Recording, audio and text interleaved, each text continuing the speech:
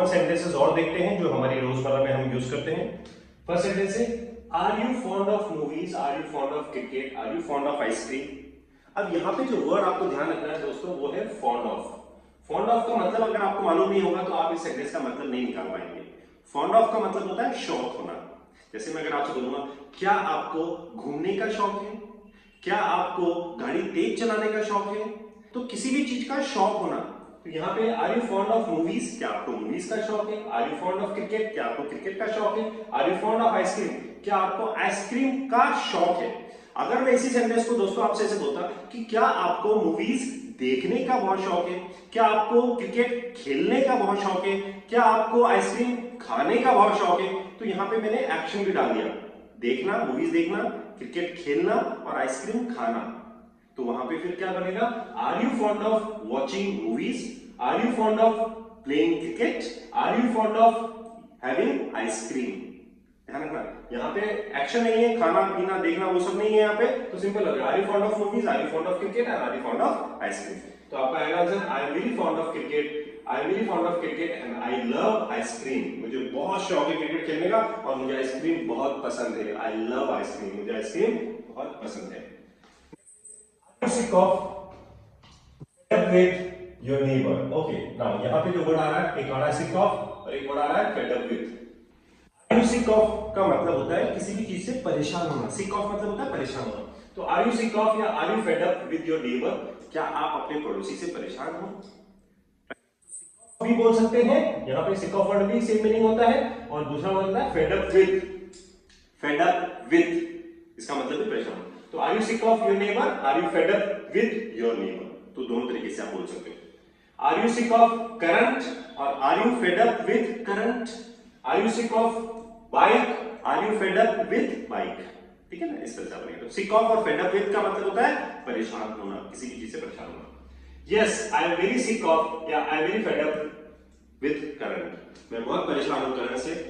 I am very sick of current, I am very fed up with current. तो आपको word क्या रखना है यहाँ पे, सिक ऑफ या फेड अप विद, ये नई चीज आपको सीखने को मिल रही है। Are any of your friends in America.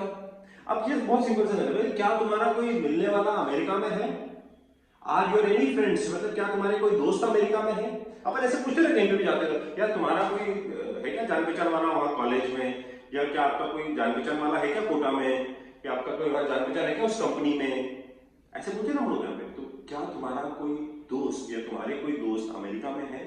तो are any of your friends in America, यहां पे हम एक से ज्यादा जनों की बात कर रहे हैं। तो are any of your friends in America, क्या है तुम्हारा कोई। आपने जवाब दिया yes sir, one of my acquaintances is in America.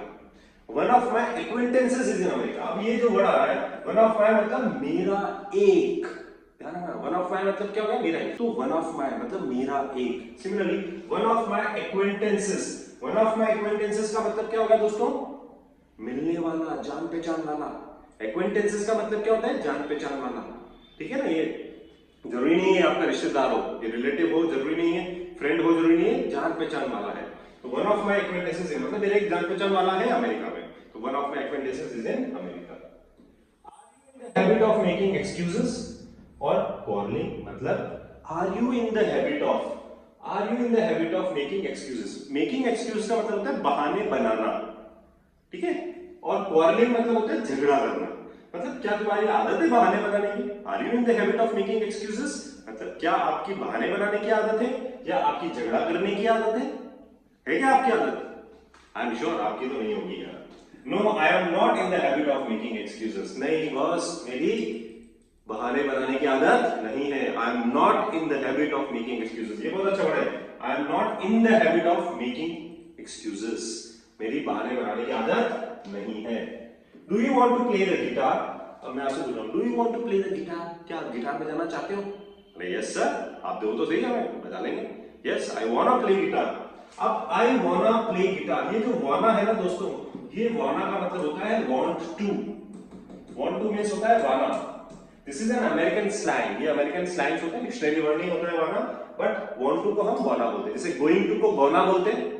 जैसे he is going to start a new business, he is going to start a new business मतलब he gonna start a new business।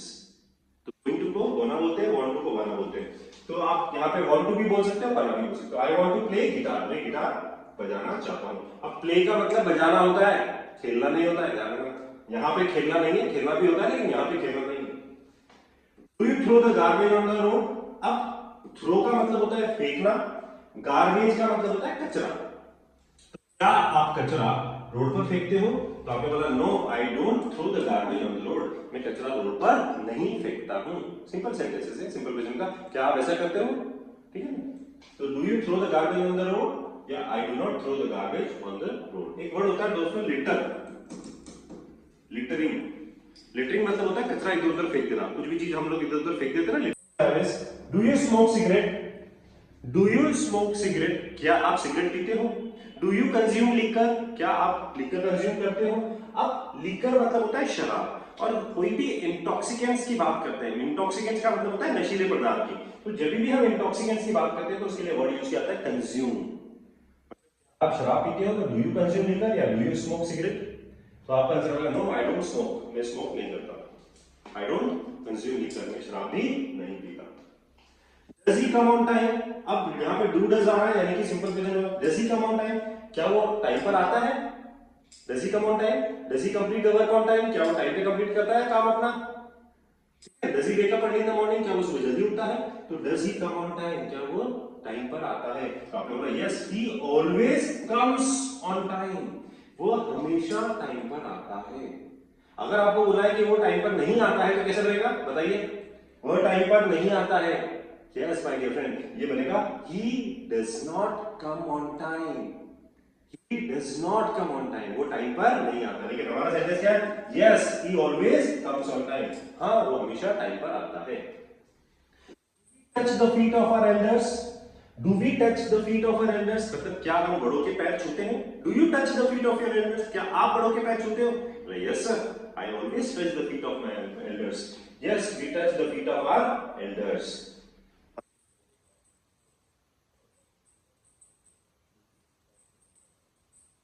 Does she want to learn the computer?